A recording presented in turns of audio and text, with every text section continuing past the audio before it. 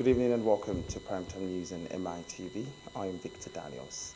In the news, President Bola Ahmed Tinubu has arrived in Ankara, the capital of Republic of Turkey, for a state visit aimed at deepening the bilateral relations between both countries. At Senboga Airport at exactly 9:05, the president landed local time on Monday and was received by a Turkish government delegation led by the Minister of National Education, Yusuf Tekin. President Tinubu departed Abuja earlier this afternoon for the official visit at the invitation of Turkish President Recep Tayyip Erdogan. The visit is expected to further strengthen the long-standing cordial ties between Nigeria and Turkey, while opening the new windows of cooperation across the key sectors. And earlier in a State House press release, it was noted that discussions during the visit will focus on enhancing collaboration in security, education, innovation, aviation, and social development, as well as expanding trade and investment relations between both nations. President Tinubu is also scheduled to hold a high-level talks with President Erdogan and meet with top Turkish government officials and business leaders as part of efforts to attract investments and promote Nigeria's economic reform agenda. I didn't get it, bro. You get it? And let's go, let's go. Welcome, sir.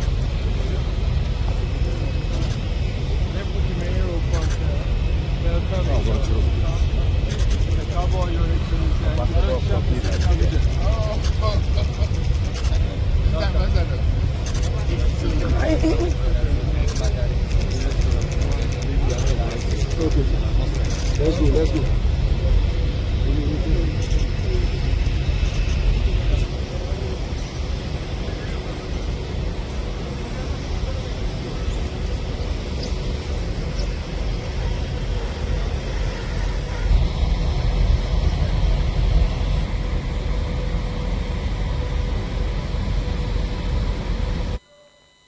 The Defense Headquarters on Monday said investigations into alleged misconduct by some officers revealed claims of a plot to overthrow the government. In October 2025, the DHQ announced the arrest of 16 officers for the acts of indiscipline and breaches of service regulations.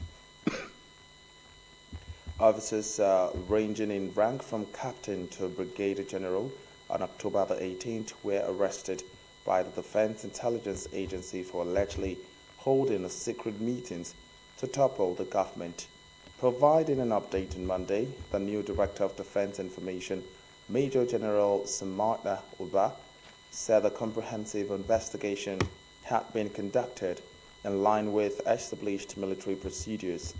He said the findings showed that some of the officers had cases to answer on over allegations of plotting to overthrow the government, and that the investigation report has now been forwarded to the appropriate superior authority. Uba said that those indicted would be formally arraigned before relevant military judicial panels to face the trial in line with the Armed Forces Act and other applicable service regulations. He stressed that the process would ensure accountability while upholding the fairness and due process. He emphasized that the measures being taken were purely disciplinary and formed for institutional mechanisms aimed at preserving order, discipline, and operational effectiveness within the ranks.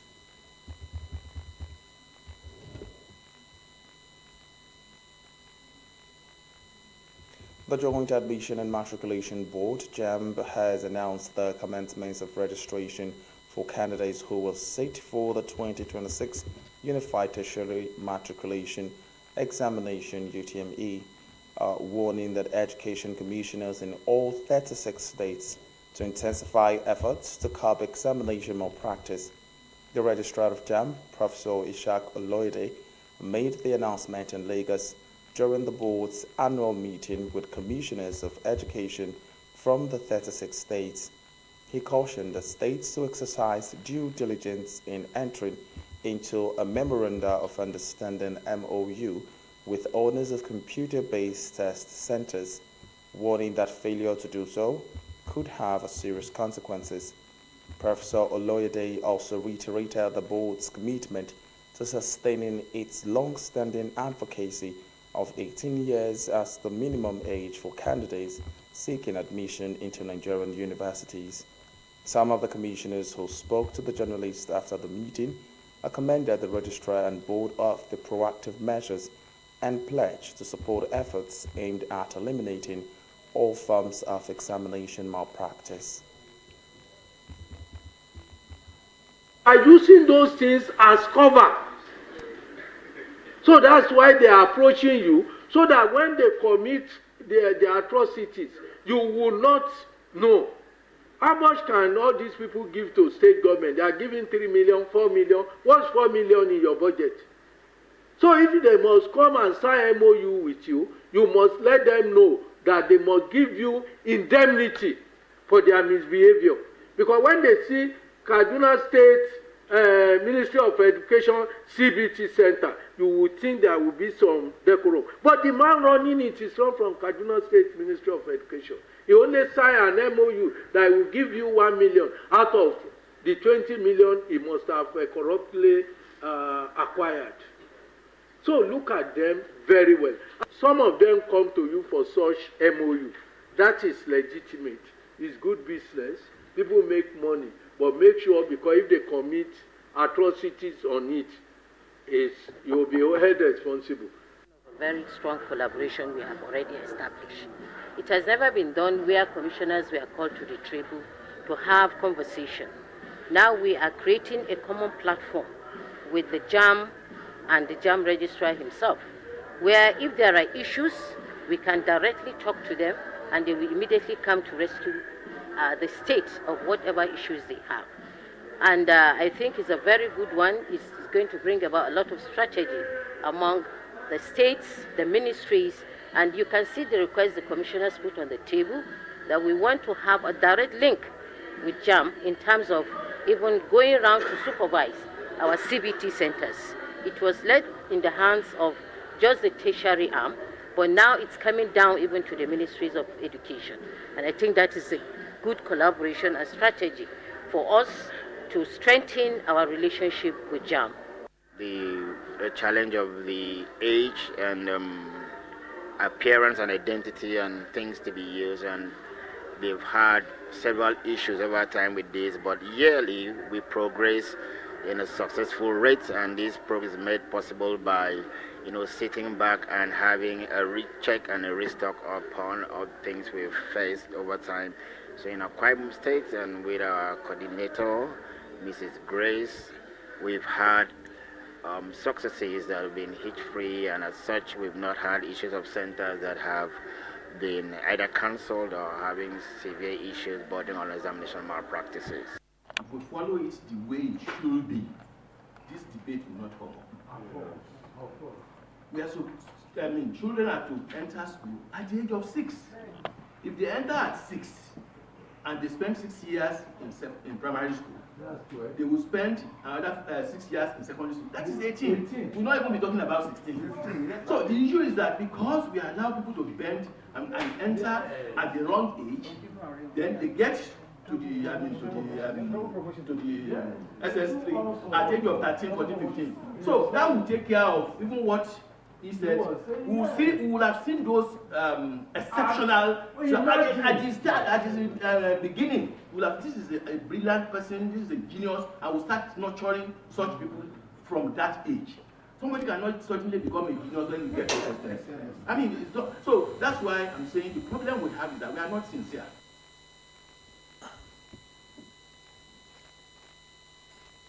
The National Forum of Former Legislators has called for the constitutional entrenchment of rotational presidency between Nigerians North and South, describing it as vital for equity, reduced political tension, and national cohesion. The call formed part of resolutions reached at the Forum's 2026 National Summit in Abuja, a themed national unity and nation building beyond 2031. In a communique, the NFFL said codifying the principle would build trust, eliminate uncertainty, and strengthen democratic stability, affirming that the presidency should rotate to the north in 2031 after the completion of the current southern tenure. The forum also passed the vote of confidence in President Bola Tinubu and adopted him as its sole candidate for the 2027 general election, citing the need for continuity of his administration's reforms.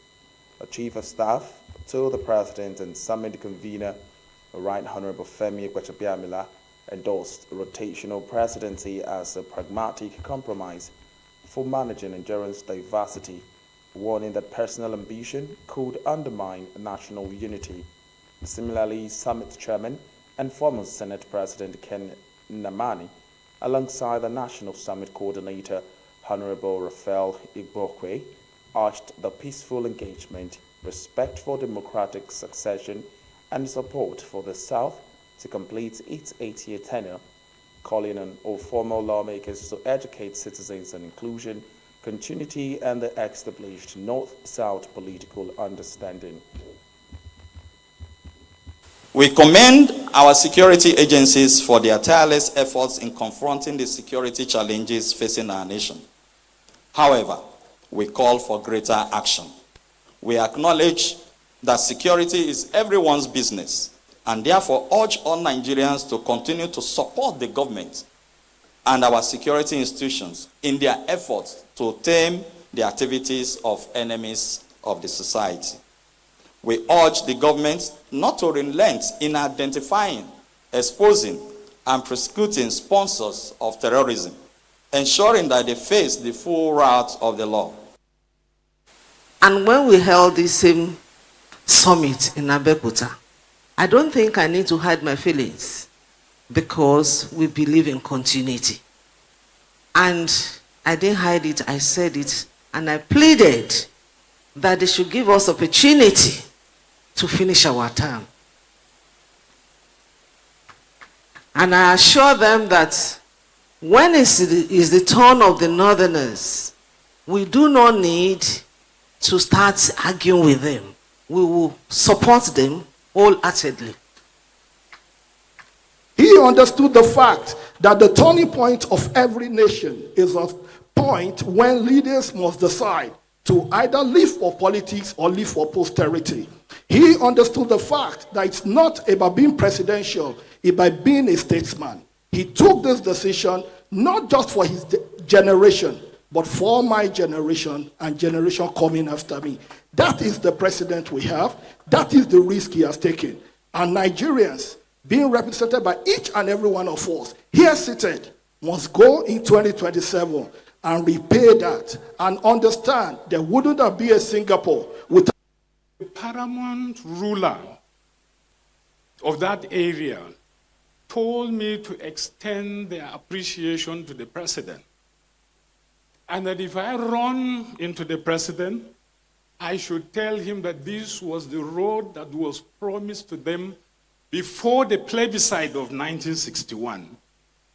And nobody ever did it until he came to power. So he said, as far as they are concerned, their 2027 election, especially presidential election, is already decided. That the president can go to bed. We are gathered here as former legislators who will go back and educate the voters, because we don't expect all voters to come and sit here. And our royal fathers that are here, it's very kind of you that found time to listen to political talk. This summit also speaks to the importance of continuity in democratic governance. Democracy thrives not only on elections and institutions, but on shared values, collective memory, and responsible leadership across generations. Former legislators have a critical role to play in nurturing these values by mentoring younger lawmakers, promoting legislative professionalism, and defending democratic principles at all times. The Food, Beverage and Tobacco Senior Staff Association and affiliate of the Trade Union Congress has warned that Nigerian risk losing investments valued at about 2.2 trillion naira if the ban on sachet alcohol by the National Agency for Food and Drug Administration and Control is sustained. The national president of the union, Oyibo Jimo, raised the alarm on Monday while addressing the journalists during a protest by members of the Distillers and Blenders Association of Nigeria at the NAFDAC office in Oshodi, Lagos. And according to Jima, the continued enforcement of the ban could lead to the loss of more than 5.5 million jobs, both directly and indirectly across the value chain of the alcoholic beverage industry.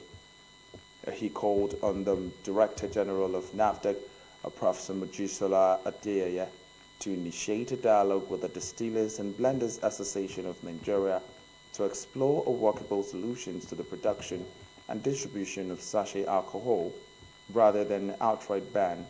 The union also appealed to the federal government to urgently intervene in the matter, warning that failure to do so could worsen unemployment and economic hardship for millions of Nigerians who depend on the industry for their livelihoods.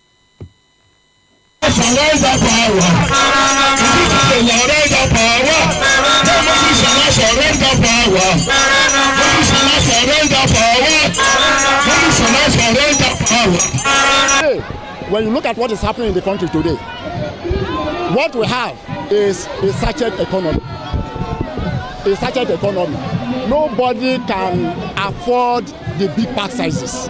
And so the concept, of course, was targeted at affordability. Okay? Affordability. Not necessarily say we're targeting the children. No. Children are not the target. But the consumer's ability to buy is the concept. The economic part is that it will throw millions of people to the job market. Okay? Like, as I'm talking to you now, over 500,000 direct employees will be thrown out of job. And over 5 million direct and indirect will also be out of job. So that is our concern. In an economy where people are suffering, we are saying we are going to push this number of people to the street. Honestly, it speaks volume economically. The only solution on this matter is a dialogue with the stakeholders. This will resolve these issues. Let us look at the possible solutions in which our underage children will not have access to this alcohol. We are imploring our lawmakers, we are imploring the presidency to call for a dialogue, a national dialogue that will put control to this issue so that millions job, over 5.5 million job, and the investment in which all these companies, they are indigenous, they are not multinationals. That will resolve the issue. Sachet drink, which is popularly known as Fenuja in Yoruba and Main Tapu in Igbo and Kukura in Hausa language, is something that's very common among the Nigerian masses. And so they have embraced this thing. And there's no basis destroying what the masses enjoys. Destroying what the masses enjoys is like saying that we should go and die. And Nigerian masses are not ready to die. See, the government must be very sensitive to the plight of Nigerian people. You've created jobs. These sachet drinks have created jobs. And banning it will mean total destruction of jobs of people. Banning it will mean total destruction of the purchasing power of the common man on the streets. The Nigerian Deposit Insurance Corporation, NDIC, has pledged to further strengthen its collaboration with the Economic and Financial Crimes Commission, EFCC, to improve asset recovery, debt recovery, and prosecution of offenses linked to bank failures. The NDIC Managing Director and Chief Executive, Thompson Oludare Sunday, made this known during a courtesy visit to the EFCC Chairman, Mr. Olanikwekun Olukoide, at the Commission's headquarters in Abuja. Sunday said effective collaboration with the EFCC is crucial to the successful liquidation of failed banks, especially in tracing, recovering and enforcing assets stripped or concealed by offenders. He noted that the proceeds from such recoveries are used to settle on insured depositors and safeguard the financial system. He also highlighted the NDIC's core mandates of deposit guarantee, bank supervision, distress resolution, and bank liquidation as key to financial stability.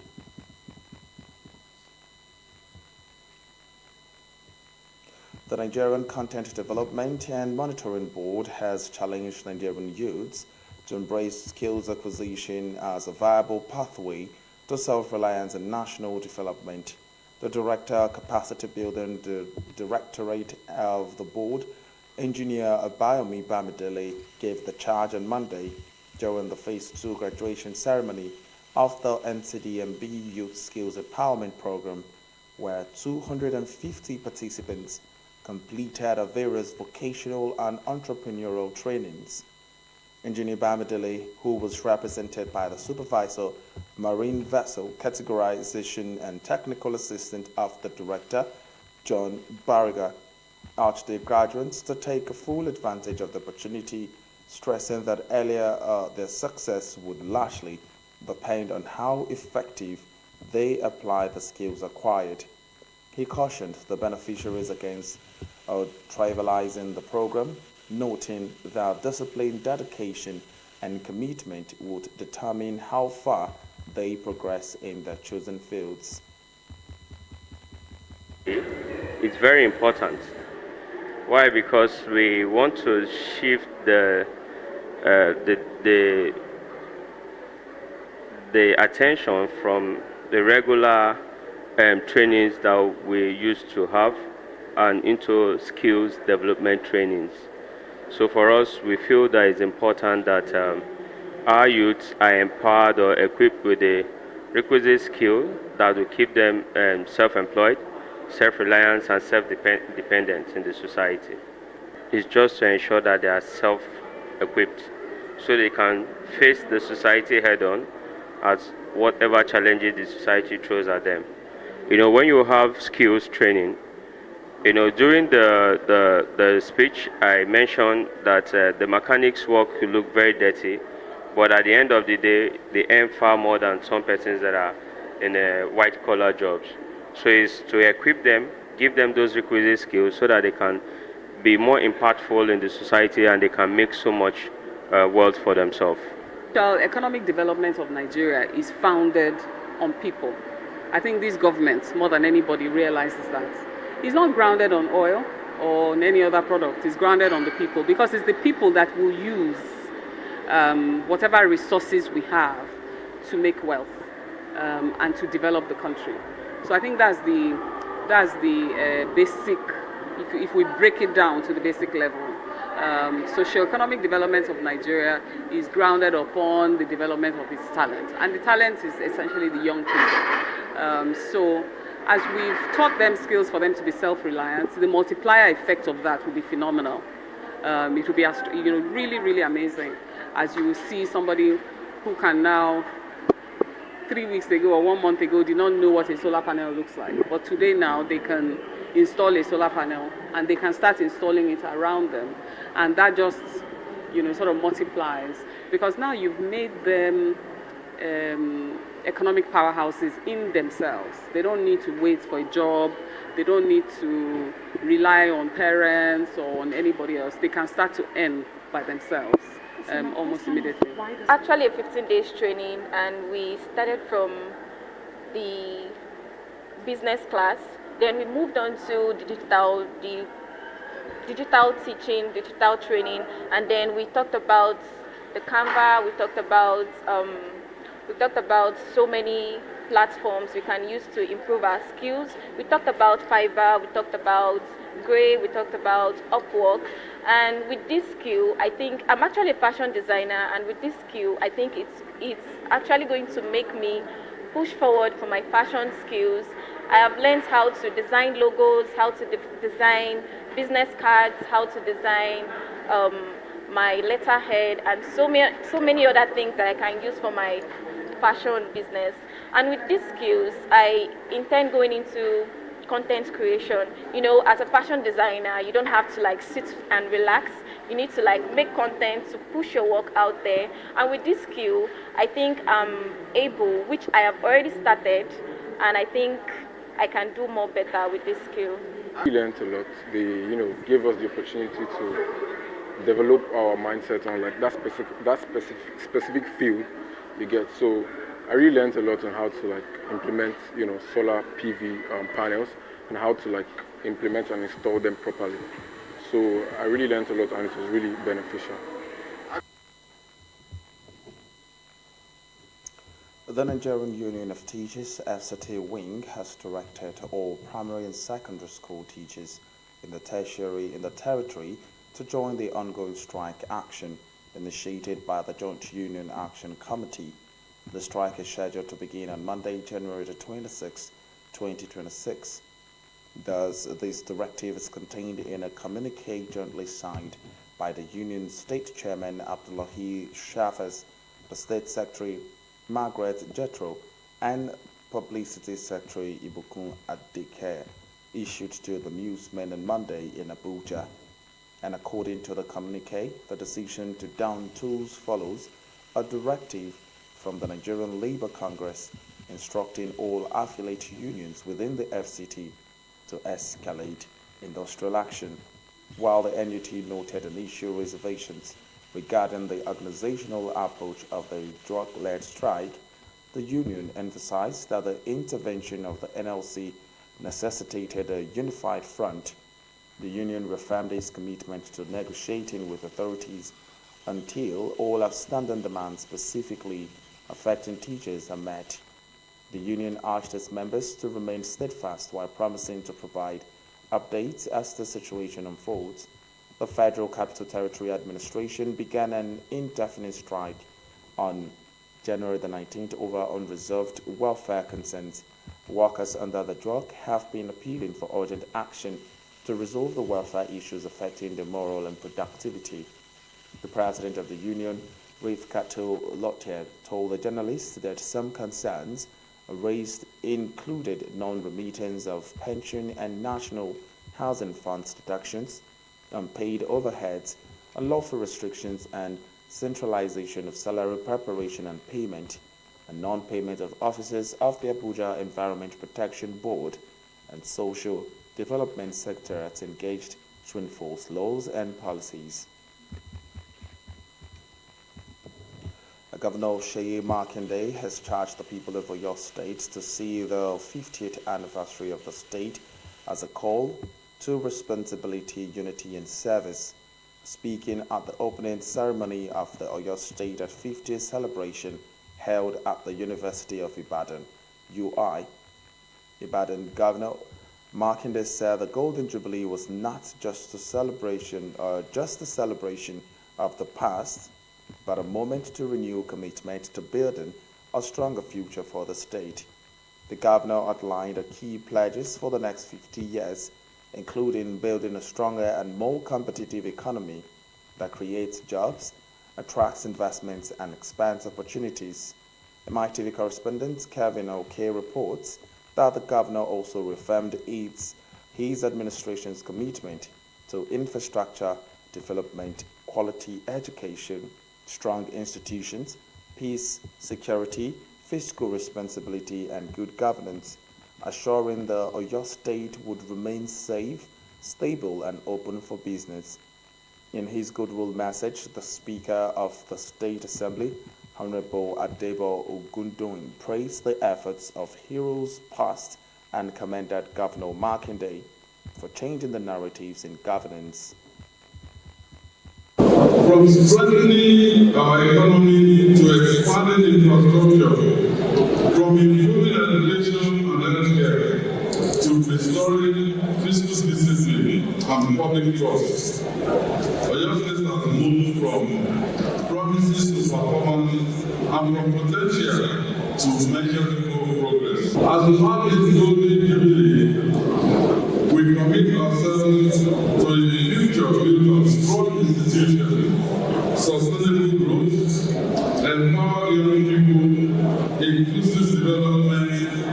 and lasting stability. We are reminded of the strategic place Oyo State occupies as a cradle of intellectualism, culture, politics, and enterprise.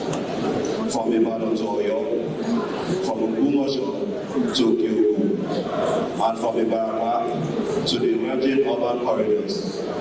Our state continues to stand tall as a beacon of learning, culture, peace, and resilience.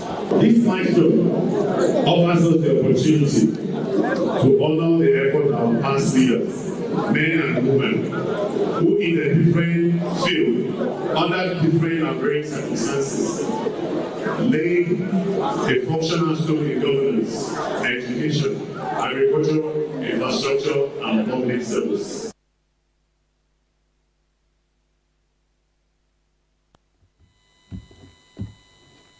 Governor of Osun State, Nuruddin Adeleke, has condemned the continued occupation of local government secretariats by All Progressive Congress chairmen and councillors, describing the self-awarded tenure extension as illegal and unconstitutional.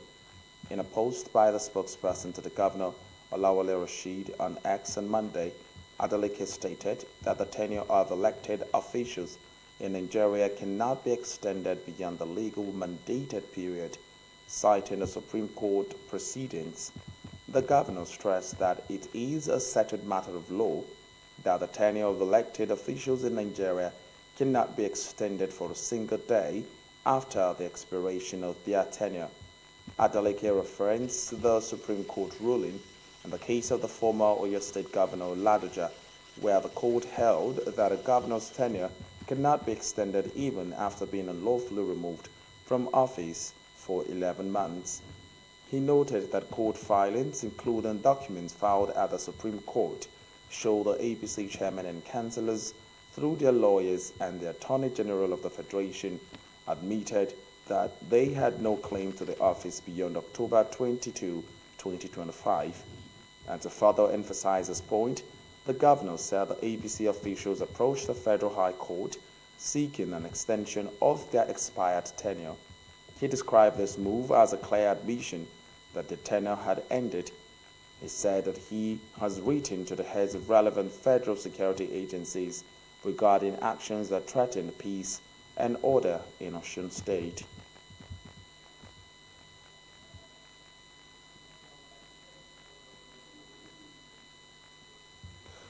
Anambra State Governor Professor Chukwuma Soludo has ordered the closure of the Onitsha main market for 1 week following the traders' failure to comply with the state government's directive to disregard the Monday's sit-at-home order. The governor gave the directive on Monday during an on-site visit to the market, along with some of his aides and other government officials. Soludo warned that the closure could be extended for another 1 month if traders fail to comply with the directive, and adding that security agencies have sealed the market to enforce the order. The governor described the development as the latest and perhaps most dramatic salvo in a protracted struggle over the control of economic life in the southeast on Monday. Soludo said that despite repeated assurances of enhanced security and appeals to reclaim public spaces, that many traders at iconic markets once again choose to keep their stores locked. According to him, their absence amounted to a quiet rebellion that nonetheless spoke volumes about the lingering climate of fear. Soludo said the government cannot stand by while a few individuals willfully undermine the public safety and disregard official directives meant to restore normalcy, stating that it is a plain economic sabotage. And that's it on the local news. We'll now take a short break. When we'll come back, we'll give you some stories on the foreign scene. The Lagos State Internal Revenue Service, LIRS, reminds all businesses in Lagos State that the 2026 annual tax filing window is now open. All business entities are required to pay all taxes due and file returns on all pay-as-you-earn, payee, and withholding taxes deducted from payments made during the 2025 tax year on or before 31st January 2026 using the LIRS e-tax platform. To file, visit www.etax.lirs.net. Log in with your company taxpayer ID and password. Complete your payee returns and other required information, then submit. Failure to file annual tax returns within the prescribed timeline violates the provisions of the Nigeria Tax Administration Act 2025 and attracts statutory penalties. This message is from the Lagos State Internal Revenue Service, LIRS.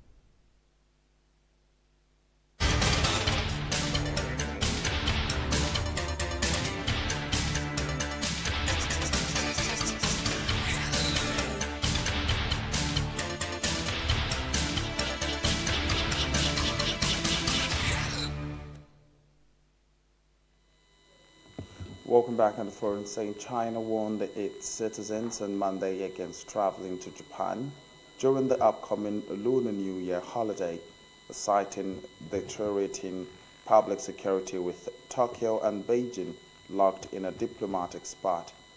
Japanese Prime Minister Sani Takachi's suggestion in November that Tokyo could intervene militarily in any attack on Taiwan triggered a sharp backlash from China. That included Beijing urging its citizens to avoid traveling to Japan. The number of Chinese visitors to Japan plummeted by 45% last month from a year earlier to around 330,000 as a result of the spot. China's foreign ministry reiterated its travel warning on Monday by telling the citizens to avoid visiting Japan, especially during the lengthy Lunar Year holiday in February. United States President Donald Trump has suggested that the Department of Justice DOJ is investigating the wealth of Democratic Congresswoman Ilhan Omar as his administration grapples with the fallout from the killing of demonstrator Alex Pratt in Minneapolis. The Republican president also said on Monday that he is sending his border Caesar Tom Harmon to the state of Minnesota, which has been witnessing protests since federal immigration officers fatally shot Pretty, a 37-year-old nurse, there on Saturday morning. Omar's net worth has increased into the millions of dollars in recent years due to her husband's wealth, and Omar serves in the U.S. House of Representatives representing Minnesota. The Congresswoman hit back at Trump, accusing him of invoking her to distract from his dwindling popularity. Lebanon has filed a complaint with the United Nations about repeated Israel violations of November 2024 ceasefire, calling on the Security Council to push Israel to end its attack and fully withdraw from the country. The Lebanese Ministry of Foreign Affairs and Immigrants said the complaint sent on Monday stressed that Israeli abuses are clear violation of the UN Security Council Resolution 1701, which ended the war between Israel and Hezbollah in 2006. The ministry said it called on the 15th member body to compel Israel to completely withdraw to beyond the international recognized borders and end its repeated violation of Lebanon's sovereignty and release Lebanese prisoners it is holding. The complaint was made a day after Israel launched a wave of airstrikes across Lebanon, killing at least 2 people. And despite the 2024 ceasefire, the Israeli ministry has been launching near daily attacks in Lebanon, which have killed hundreds of people.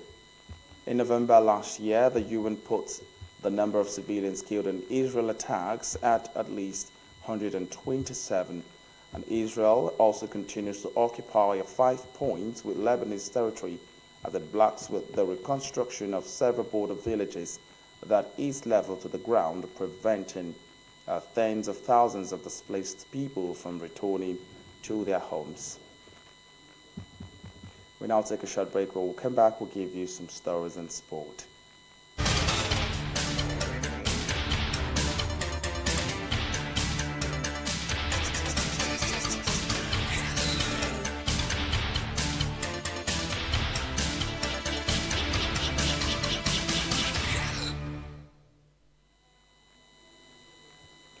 Welcome back in sport. So former Super Eagles captain William Troost-Ekong has won his first trophy with Qatari side Al Ali, marking a memorable milestone in his career.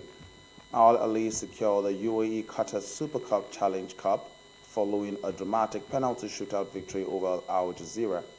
Although the 32-year-old didn't feature in the game, but after completing a move to Al Ali SC of Qatar, after leaving Saudi club Al Khulud, he signed a contract with the Qatari side that runs until June 2028, marking a significant step in his career as he joins one of the Qatar's top clubs. Troost-Ekong, who has been a key figure for the Super Eagles, would look to add his extensive experience from both European and Middle Eastern football.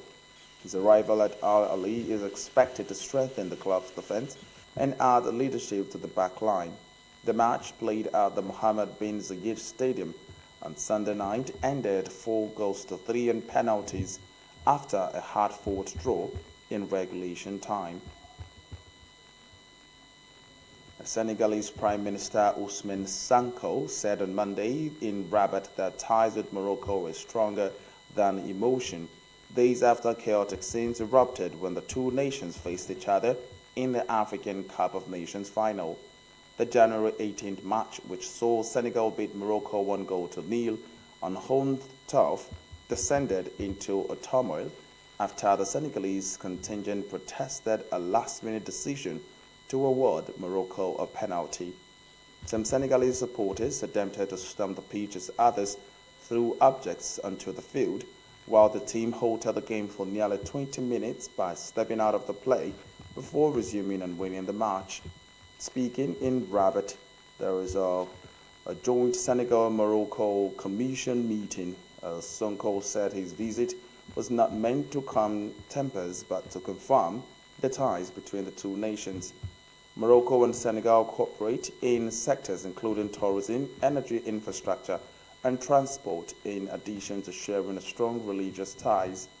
Sonko said that during the meeting, the co-chaired with Moroccan Prime Minister Aziz Al-Khanouk, that the excess we witness should be understood as emotional spillovers driven by passion and not as a political or cultural factors. And that's where we draw the news. The curtain on tonight's news. I remain Victor Daniels. Good night.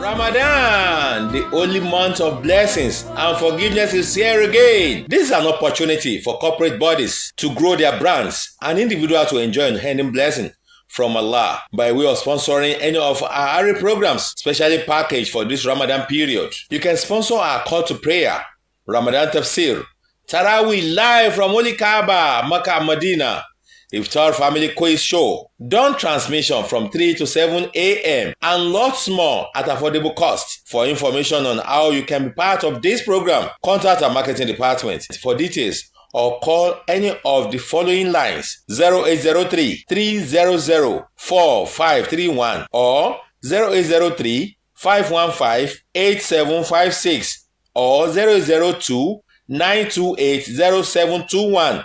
Ramadan Mubarak!